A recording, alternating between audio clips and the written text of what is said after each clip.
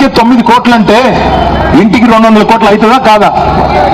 Compound వాళ్ళకు 9 కోట్లు అంటే ఈయన కట్టుకునే కోటకి చుట్టూ కంచెలు కడుతున్నాడు. ఉప ముఖ్యమంత్రి భట్టి విక్రమార్క గారికి ఇదివరకు కేసీఆర్ గారు ఉన్న ఇల్లు ముఖ్యమంత్రిగా ఆ ఇంట్లో ఆయన ఉంటున్నాడు. ఆయనకు మధ్యలో ఇంకో ఇల్లు ఉంది, క్యాంప్ ఆఫీస్. 2 ఇల్లు ఉన్నాయి, కానీ ఇవి 2 సరిపోవట్లేదంట. 3వ ఇల్లు ఇప్పుడు ఖమ్మంలో కడుతున్నారు ఉప ముఖ్యమంత్రి గారి కోసం.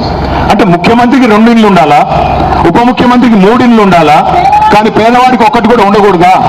పేదవాడికి ఉండే 200 గజాల ఇల్లు కూడా నీకు కంటగింపుగా మారిందా? ఇదేనా నీతి? రేవంత్ రెడ్డి గారు మేము 1,00,000 డబుల్ బెడ్రూమ్ ఇల్లు కట్టాం హైదరాబాద్ లో. నేను నిన్ను సవాల్ చేస్తున్నా, నేను రాజకీయ సన్యాసం తీసుకుంటా. హైదరాబాద్ లో ఒక్క ఇల్లు కట్టినట్టు చూపెట్టి ఈ రోజుకి నేను రాజకీయ సన్యాసం తీసుకుంటా. ఎన్ని వేల ఇల్లు కూలగొట్టావు, ఎంతమంది ఆస్తులు కొల్లగొట్టావు. నువ్వు వచ్చినాక ఆల్రెడీ రియల్ ఎస్టేట్ డామ్ అన్నది. పాపం కష్టపడి ప్లాట్లు కొనుక్కుంటారు. చేవెళ్లలో, మొయినాబాద్ లో, అజీజ్ నగర్ లో, ఇంకా పైకి పోయి వికారాబాద్ దగ్గర చిన్న చిన్న ప్లాట్లు కొనుక్కుంటారు మధ్యతరగతి ప్రజలు. 200 గజాలు, 300 గజాలు, అన్ని రియల్ ఎస్టేట్ ఇప్పటికీ డామ్ అన్నది.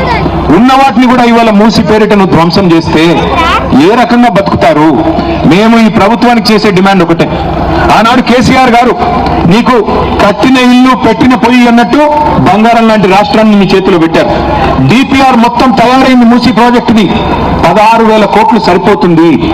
16,000 కోట్లు సరిపోతుంది మూసీని బాగు చేయడానికి.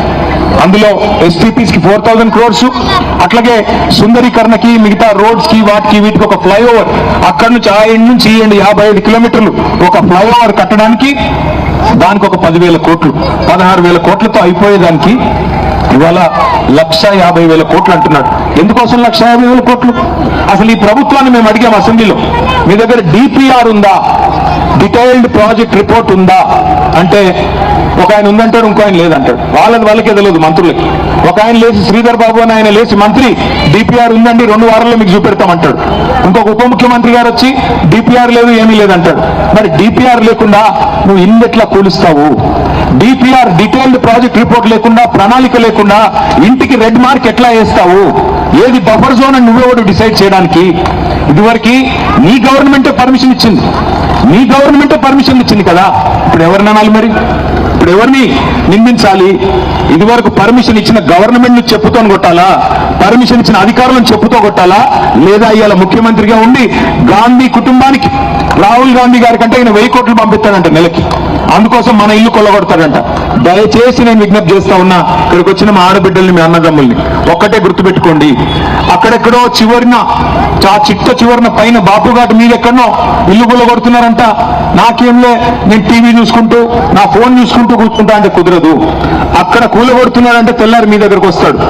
అక్కడ కూలగొడుతుంటే మీరందరూ ఒక కాకిని కొడితే 100 కాకులు ఎట్లా అయితే వచ్చి కావు కావు కావు అని చెప్పి గోల చేస్తాయో, ఒక్క ఇల్లు ముట్టుకున్నా మేము వస్తాం, మీరు రండి, బుల్డోజర్ల కడ్డం పండుకుందాం. ఎట్లా ఈ ప్రభుత్వం కూలగొడుతుందో చూద్దాం. ఇవాళ రాహుల్ గాంధీ గారు మాట్లాడతాడు, ఉత్తరప్రదేశ్ లో యోగి ఆదిత్యనాథ్ బుల్డోజర్ రాజు నడిపిస్తున్నారు అంటాడు. మరి నీ గవర్నమెంట్ ఏం దిక్తుంది ఇక్కడ? నీ గవర్నమెంట్ కూడా ఇల్లు ఒక్కొక్క ఇల్లు కూలగొడతలేదా? మహబూబ్ నగర్ పట్టణంలో 150 మంది దివ్యాంగులు, కాళ్ళు చక్కగా లేనోళ్ళు, చెయ్యి చక్కగా లేనోళ్ళు, కళ్ళు కనబడనోళ్ళు, చెవులు వినబడనోళ్ళు 150 ఇల్లు కట్టుకుంటే ఇల్లు పోయి మొత్తం కూలగొట్టినారు. నిన్న వెలుగుమట్లలో, ఖమ్మంలో అక్కడ ఒక 1000 ఇల్లు కూలగొట్టారు. రామగుండంలో మొన్న కూలగొట్టారు. మళ్ళీ హైదరాబాద్ లో అయితే ఇంకా లెక్కలేదు. అందుకే ఒక్క మాట ఆలోచన చేయండి. నిజానికి ముఖ్యమంత్రి గారికి, ప్రభుత్వానికి చిత్తశుద్ధి ఉంటే బఫర్ జోన్లు, ఎఫ్టీఎల్ నిజమే అయితే ఎక్కడ మొదలు పెట్టాలి మీరు? Charity begins at home. నీ ఇంటి నుంచి మొదలుపెట్టు. రేవంత్ రెడ్డి సొంత ఇల్లు, ఈ మాట జాగ్రత్తగా వినండి. రేవంత్ రెడ్డి సొంత ఇల్లు కొడంగల్లో రెడ్డి కుంటలో ఉన్నది, ఎఫ్టీఎల్లో ఉన్నది. ఫుల్ ట్యాంక్ లెవెల్లో చెరువు లోపల రేవంత్ రెడ్డి ఇల్లు ఉంటుంది. దాన్ని కూలగొడతారా ఎవడన్నా? అధికారికి దమ్ముందా ఎవరికన్నా? ఉండదు. ముఖ్యమంత్రికి సిగ్గుందా? నీవు ఇల్లు ఎఫ్టీఎల్లో కట్టుకోవచ్చు. మీ అన్న దుర్గం చెరువులో తిరుపతి రెడ్డి ఎఫ్టీఎల్లో ఇల్లు ఉంటుంది, దాన్ని కూలగొట్టవు. పక్కన హిమాయత్ సాగర్ లో నీ మంత్రి పొంగులేటి శ్రీనివాసరెడ్డి ఇల్లు బఫర్లో ఉంటది, దాన్ని కూలగొట్టవు. నీ చీఫ్ విప్ పట్నం మహేందర్ రెడ్డి ఇల్లు చెరువు మధ్యలో ఉంటది, అది ముట్టవు. కానీ పేదవాడి కాడికి వచ్చేసరికి తేరగా దొరికిండ్రు. వీళ్ళకి ఎవడు మాట్లాడతాడులే, వీళ్ళ కోసం ఏం చేస్తారులే, వీళ్ళతో ఏమైతుందిలే అనుకొని నీ ఇష్టం వచ్చినట్టు నీ అబ్బా జాగీర్ అన్నట్టు 50 మీటర్ల బఫర్ జోను. ఎవరు చెప్పమన్నాడు నేను 50 మీటర్లు? ఏ శాస్త్రీయత ఆధారంగా నిర్ధారించినావు? 50 మీటర్లు ఎక్కడి నుంచి వచ్చింది? గతంలో 7 మీటర్లు ఉన్నది, ఇలా 50 మీటర్లు ఎట్లా అయింది? నీ ఇష్టమా? దయచేసి ఆలోచించండి.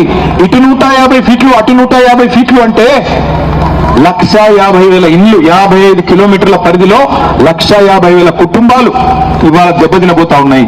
ఒక్క మీ రాజేంద్ర నగర్ నియోజకవర్గంలో 10,000 ఇల్లు కావచ్చు తమ్ముడు కార్తీక్ రెడ్డి చెప్పినట్టు, కానీ వాస్తవానికి 1,50,000 ఇళ్లను 1,50,000 కుటుంబాలను రోడ్డున పాడేసి ఏం సాధిస్తావు రేవంత్ రెడ్డి గారు? 16,000 కోట్లతో మేము డీటెయిల్ ప్రాజెక్ట్ రిపోర్ట్ నీకు ఇస్తాం. ఒక్క ఇల్లు కూలగొట్టకుండా మేము చూపెడతాం. చెయ్యి దమ్ముంటే, నీకు చేతనైతే చెయ్యి. ఇవేవీ లేవు, పేదలకు ఇస్తాన్న డబ్బులు లేవు, 100 రోజుల్లో చెప్పిన హామీలు లేవు, కానీ కమిషన్లు వచ్చేదానికి కావాల. రైతు బంధు వేయడు, ఎందుకు కమిషన్ రాదు? పేదవాడికి పెన్షన్ ఇస్తే కమిషన్ రాదు, తులం బంగారం ఇస్తే కమిషన్ రాదు, కానీ ఇక్కడ రియల్ ఎస్టేట్ చేస్తే కమిషన్ వస్తుంది కదా. అందుకే ఒక రియల్ ఎస్టేట్ బ్రోకర్ ఇవాళ ఈ రాష్ట్రాన్ని నడుపుతున్నాడు. నేను ఇంత హార్ష్ గా మాట్లాడడం మంచిది కాదు, కానీ తప్పట్లేదు. మీ ఆవేదన చూసిన తర్వాత, మీ బాధ చూసిన తర్వాత, మీ కోపం చూసిన తర్వాత, చిన్న పిల్లలు వచ్చి మాట్లాడుతున్న పద్ధతి చూసిన తర్వాత అనిపిస్తున్నది. మేము మీకు ఒకటే మాట ఇస్తా ఉన్నాం. పెద్దలు కేసీఆర్ గారి తరఫున ఒకటే ఒక మాట, 2 ఏళ్లు కాపాడుకోండి మీ భూముల్ని, మీ ఇళ్ళని. 2 ఏళ్లు తర్వాత మేము వస్తున్నాం. మీ దయతో మళ్ళీ వస్తాం. కేసీఆర్ గారు మళ్ళీ ముఖ్యమంత్రి అవుతారు. మీకు ఖచ్చితంగా మీ ఇంటికి కాదు కదా, మీ ఇంటి మీద సున్నం కూడా ఎవడు ముట్టకుండా చూసుకునే బాధ్యత నాది. ఈ 2 ఏళ్లు కాపాడుకుందాం. ఈ 2 ఏళ్లు కాపాడుకోవాలి. ఎందుకంటే ఈ దుర్మార్గం నుంచి ఒక మీ ఇళ్ళని కాదు, తెలంగాణను కూడా కాపాడుకోవాలి. ఈ 2 ఏళ్లు మొత్తం కూలగొట్టడం, విధ్వంసం తప్ప నిర్మాణం తెలియని సన్నాసి ఈ దుర్మార్గం నుంచి, ఈ భూ బకాసురుడి నుంచి, ఈ రియల్ ఎస్టేట్ బ్రోకర్ నుంచి ఈ రాష్ట్రాన్ని కాపాడుకోవాల్సిన బాధ్యత మనందరి మీద ఉంది. మీ అందరితో ప్రార్థన, మీ అందరితో నా రిక్వెస్ట్ ఒకటే, దయచేసి గుర్తుపెట్టుకోండి, ఒక్కడి మీదకి వస్తే మనందరి మీదకి వచ్చినట్టే. మన ఇంట్లో కూర్చుని మనం ఏసీ గదిలో ఉంటే కుదరదు, మనం కూడా రోడ్డు ఎక్కాల్సిందే, సందర్భం వచ్చినప్పుడు పోరాడాల్సిందే, లేకపోతే తెల్లారి బుల్డోజర్ మీ ఇంటికి వస్తుంది. అక్కడెక్కడో కొడుతున్నారు కదా నాకేమి అనుకుంటే కుదరదు, తెల్లారి మీ ఇంటికి వస్తారు. మేమందరం ఎట్లా ఉంటాం, మేము ఎక్కడ పోం.